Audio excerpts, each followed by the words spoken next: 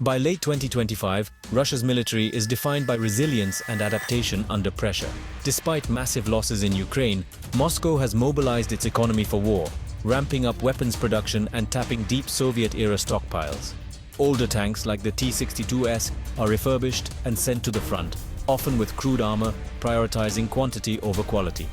While ground forces are battered, Russia preserves its strategic air force and submarine fleet, shifting naval tactics to protect key assets. The military is learning from early failures, improving drone defenses and electronic warfare, and adapting command structures. This grinding process has made Russia a less sophisticated but more stubborn and dangerous opponent than in 2022. The focus is clear: outlast Ukraine and its backers, no matter the cost. Russia's adaptation is a mix of desperation and determination, keeping its war machine running against the odds. Russia's 2025 battlefield performance is marked by slow, bloody advances and staggering casualties. Gains are measured in meters, with relentless assaults on fortified Ukrainian positions yielding little ground. Russian casualties approach 1 million, reflecting a willingness to trade lives for minor territorial gains. Equipment losses remain unsustainable, with tanks and artillery destroyed at high rates. The war has become a grim test of endurance, with Russia betting its larger population can outlast Ukraine. High losses strain training and command, raising doubts about the strategy's sustainability.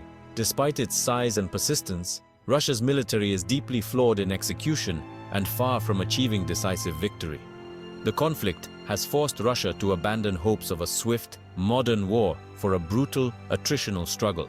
This reality defines Russia's diminished but still dangerous military power. Ukraine's war has become a proving ground for modern warfare, with Russia racing to catch up in drone and missile technology. Russia now fields swarms of cheap attack drones and more advanced UAVs, integrating them into its doctrine. Hypersonic missiles like the Kinzhal and Oreshnik showcase Russia's high-tech ambitions, though their true effectiveness is debated. Old Soviet hardware is upgraded with modern tech. Drones guide artillery, tanks get electronic warfare systems, creating a hybrid force. The battlefield is transparent and lethal, with drones and missiles making massed offensives nearly impossible. Both sides innovate constantly, but Russia's tech edge is blunted by Ukraine's rapid countermeasures. This technological arms race sustains the stalemate, with Russia leveraging new tools to maintain pressure. The war's future will be shaped by who adapts faster in this relentless cycle of innovation. Facing heavy losses and equipment shortages, Russia has shifted to infantry-heavy tactics, brutal, costly, but pragmatic. The Kremlin recruits widely conscripts, convicts, migrant workers, and mercenaries fill the ranks, creating a force of mixed quality and morale.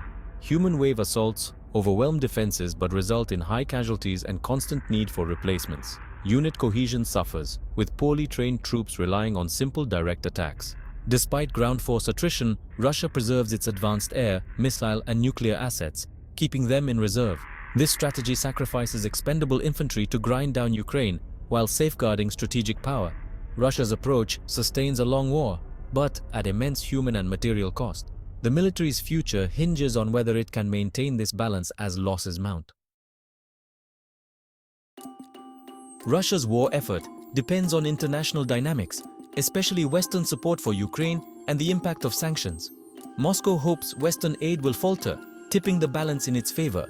Sanctions strain Russia's economy, limiting access to technology and raising war costs, but haven't crippled its war machine. Russia adapts by forging ties with Iran, North Korea, and trading partners in the global south, securing vital military supplies and economic lifelines. The Kremlin's strength lies in its resources and ability to absorb losses, but its weaknesses, mounting costs, technological lag, and global pressure, are growing. Russia remains a disruptive military power, but its maximalist ambitions are far from assured. The outcome will depend on whether external and internal pressures finally outweigh the Kremlin's capacity to endure. The future of Russian power hangs in the balance, shaped by war, adaptation, and the world's response.